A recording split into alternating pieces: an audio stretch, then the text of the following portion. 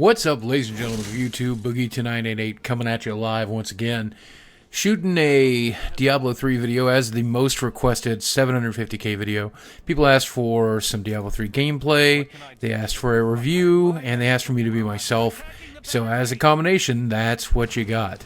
And I've been wanting to shoot a Diablo 3 gameplay video footage anyway. In fact, I shot another one today, and it was not good enough. My sound was bad, my microphone did not work correctly, and it sounded like crap. I uploaded it, and people complained, so I decided to shoot this review again. So let's talk about Diablo 3 here a little bit. Let's talk about the controversy surrounding the game. A lot of people are expecting the worst, and they're worried about the fact that a lot of features have been cut from the game, a lot of the better stuff, that some of the idealistic stuff they had come up with when they announced the game and things that they wanted to work on didn't make the final cut. And this is only patch 16 that I'm playing right now. My experiences with patch 16. So anything that I'm about to say could change. They could add features, they could remove features. I cannot make you any guarantees. But a lot of stuff is missing. For example, the Heraldric Cube is missing, and the need to pick up white items, the junk, and use them to do stuff. Not necessarily a part of the game in the current build. And a lot of people are thinking that this means it's a bad game, that this means these missing features are a problem. But you have to remember, the reason you're talking about that is because other gaming companies have really screwed us over in the past by cutting features right towards the end, by stealing things that we were looking forward to. What Blizzard has done here is they have trimmed the fat, and they have left you only the meatier, tastier parts of the game, which I think is fantastic. A lot of the busy work and a lot of the stupid features that just didn't seem to pan out, even though they fully coded them, even though they included them at parts during the beta, they chose not to keep for the final version of the game, so that the game plays slickly and fun and easy for anybody to comprehend and understand, and that's a good sign of a good game if you ask me. The game that's left here is phenomenal. It's fun to do. And I think that is, without a doubt, the most important aspect of any game. The game that they've left, the features that they've left, the gameplay that's still here is just really enjoyable. The skills that all the characters have, all the classes have, are great. The items set up and the items that you can gather are fantastic. The auction house is quick and easy to use if you choose to use that. The paid auction house is something I'll talk about in a minute. But overall, the game is just fun to play. There's a wide variety of skills that you can choose from. There's a wide variety of quests to go on.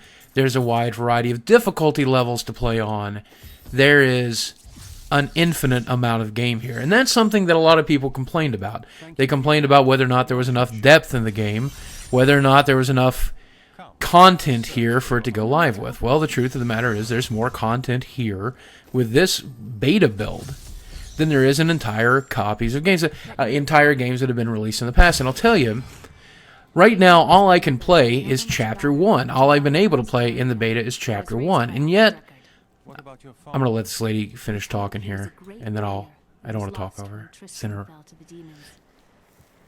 But all I'm allowed to play in the beta is Chapter 1. That's it. That's the limit of what I'm allowed to play. And I have played it through about 100 times. I've leveled each character class several times, so they keep deleting my characters on beta. And when they delete my characters, I feel the compelling need to start playing them again, to try to get the achievements that I've had before. Whoa, this is new. Wow. Okay, I guess I did see that earlier today. But that ice grenade, this guy is a ice grenade bomb guy. Very exciting. But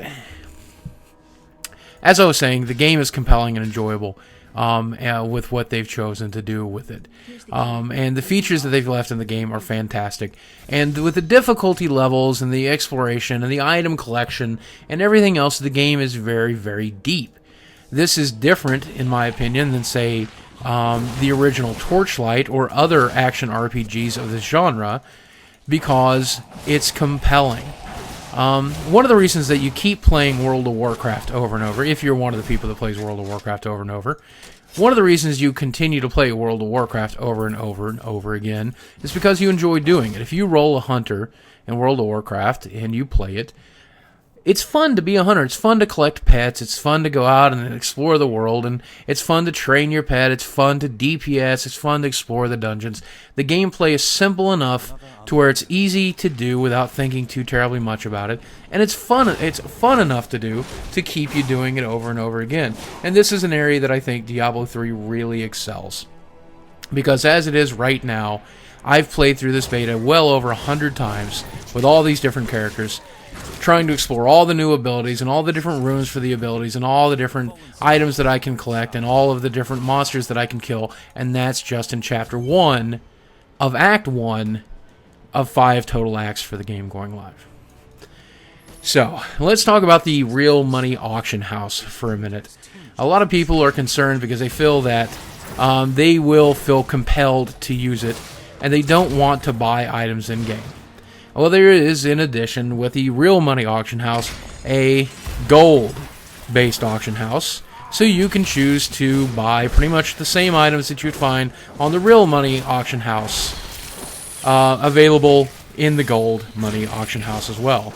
And the reason I'm actually for a real money auction house is because if you've played the original Diablo at all, if you've ever tried to log back into your account, original Diablo 2, the very first thing that'll happen when you join a game is 16, 17 gold spammers will join, and they'll try to tell you to come and enjoy their services and let them sell you gold, and you'll get spammed, and nobody can join your game, and it's stupid, and it's annoying. And right now, what they do is they legalize that market for the handful of people that want to use it. And they also make money in the process of doing that, which is great. That means we don't have to pay a subscription fee. So it keeps all of those stupid little gold farmers all in one little spot, and not in your game, not in your version of your game, not in your friends' games, not in your face, not in your email box. They can buy and they can sell amongst themselves all they want in one little place and have the money go directly to their PayPal account, and you never have to deal with it. Oh, and if you decide one day, if you decide that getting the hat that you need to complete your item set for your PvP character is worth $3, then you have the option of going and picking that up. Now, it's controversial because it's never been done before. Never in the history of gaming have we legalized, that I'm aware of, players to buy and sell their own items amongst each other through an endorsed auction house that they also control. So, I say approach it with a benefit of a doubt. That there's a chance that this could go wrong, that there's a chance that they could be exploited, that it could be problematic, and if it is, I'm fairly certain that Blizzard's a smart enough company to where they're not going to let it ruin their game. They're going to fix the problem and make the game worth playing. So, that leaves me with one little thing I want to talk about, is whether or not it's worth buying, whether or not it's a good game. Well, there's two types of people in this world as far as I can tell. There's people that have played Diablo and the Diablo series and games similar to it, Torchlight and along that lines. And there's the people who haven't. Well, if you have played the Diablo series, or if you've played Torchlight, or if you played the many different games that play very similarly to this, you are going to find a lot of enjoyment, I think, with this game. It plays like those games, only cleaner and neater and deeper and more fun with more options and more stuff to do. Not only that, but it has the online factor so that you can play with your friends. It's got the auction house. It's got multiple levels of difficulty. So it is, without a doubt, in my opinion, one of the Pentarch versions of the Diablo action RPG style game. And since it's backed by Blizzard, you know it's going to be around for the next 10 years. You know it's going to be interesting. You know it's going to be relevant for the rest of the foreseeable future. As long as they don't completely screw it up, which I guess they are capable of doing specifically since getting bought out by Activision, but I digress. If you've never played an action RPG, then you're going to owe it to yourself to try Diablo 3. Now, there's many cheap options out there for it. You can still pick up Diablo 2, I think, for like even $9 or $10 here and there. You can pick up a Torchlight on Steam for just a handful of dollars, and it'll give you an idea of what you might be getting yourself into. There's absolutely nothing wrong, I think, with waiting until Diablo 3 is ready on May 15th for you to spend your money. Now, can I give it a rating? I don't believe in the rating system. I think the rating system is flawed. 4 out of 5 stars, 1 out of 10. I don't know. But if there's a choice between must play and don't play, then this is heavily geared towards the must play area. You really owe it to yourself to look into this game and consider purchasing it on release and playing along with the rest of the gaming world, because I think if you don't, you're going to be missing out on a phenomenon, a game that a lot of people are going to be talking about. And if you're worried that it's not your kind of game, well, I can understand that. But if you're worried about the difficulty level, I think it's even girlfriend friendly. This is going to be one of the first games that I plan to buy for my girlfriend. And there's my huge pile of stuff. I'm running around in circles. But it's one of the very first games I plan to buy with my girlfriend, and hopefully that she can enjoy with me. And even though the casual version of this game, in which you don't play on any of the more difficulty levels, or the more difficult levels, and the more compelling content, I think that the depth of hell levels in hardcore mode and the insane level, I believe that's what they're calling it, gives even the most devout player something to strive for, and something to shoot for, and something to achieve. Including all of the things that we're become custom in finding in these types of games: your achievement box, your achievement list, your feats of strength, your capacity to... And speaking of which, that reminds me, this is also the first Diablo game and one of the first really decent action RPG games that you'll also find coming out for consoles. So even if you're not an exclusive PC player like I am, I do own the consoles, I just don't play them very much. Even if you're not an exclusive player like I am, you're going to have the opportunity to enjoy this game right there in front of your flat screen television on the comfort of your couch. So it's a must-buy. Now here's what I'm going to do for you. I'm going to continue to play this game because I've run out of things to say, but I'm going to continue to play, and I'm going to shut up for a little while. And instead of listening to my fat ass talk for a little while, you guys can watch the very first boss fight in the game. So enjoy.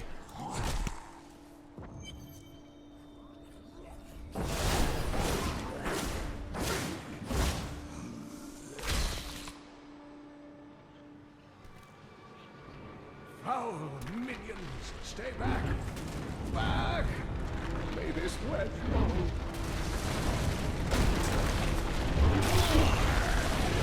The Skeleton King? The power of the fallen star awakened me, and soon all will suffer as I have suffered. Gods, bring me his bones!